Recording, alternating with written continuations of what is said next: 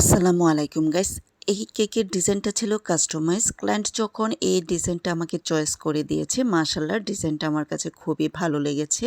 কারণ ডিজাইনটা সামনাসামনি দেখতেও খুবই ভালো লেগেছিল। বাট আমি যখন এই কেকের ডিজাইনটা করতে গিয়েছি অনেকটাই প্যারায় পড়েছি। তার কারণ হচ্ছে এই কেকের উপর যে চেরি ফ্লাওয়ারটা সেট করেছি, এটা অন্যান্য চেরি ফ্লাওয়ারের থেকে একটু ইউনিকভাবে এখানে সেট করা হয়েছে।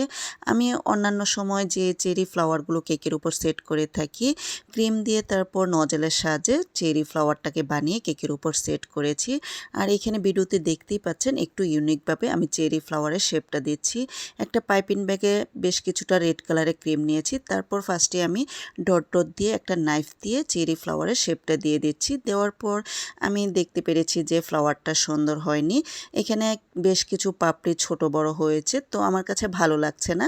সেক্ষেত্রে আমি যেটা করেছি, একটা নাইফ দিয়ে আমি আলতো হাতে এখানে ক্রিমটাকে উঠিয়ে নিয়েছি রেড কালারের। তারপর আবার ফাইনাল ফিনিশিংটা দিয়ে সেকেন্ড বার আবার আমি এই চেরি ফ্লাওয়ারটা কেকের উপর সেট করে নিয়েছি। এই আমার একটু এই কেকটা বানাতে প্যারা হয়েছে, কারণ এই ফার্স্ট টাইম আমি এই ডিজাইনটা করেছি, তাই হয়তো আমার একটু প্যারা হয়েছে। সেকেন্ড বার চেষ্টা করব।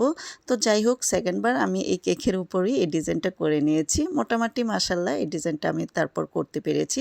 সামনাসামনি লুকটা খুবই সুন্দর ছিল।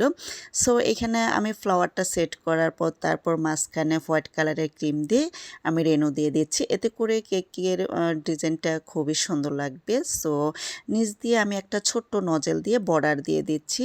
তারপর মাঝখানে হ্যাপি বার্থডে লিখে দিচ্ছি। ক্লায়েন্ট আমাকে যে লেখাটা লিখতে বলেছিল। সো তারপর আমি কেকের উপর বেশ কিছুটা পাল দিয়ে দিচ্ছি। এই তো কেকের ফাইনাল লুক। ধন্যবাদ।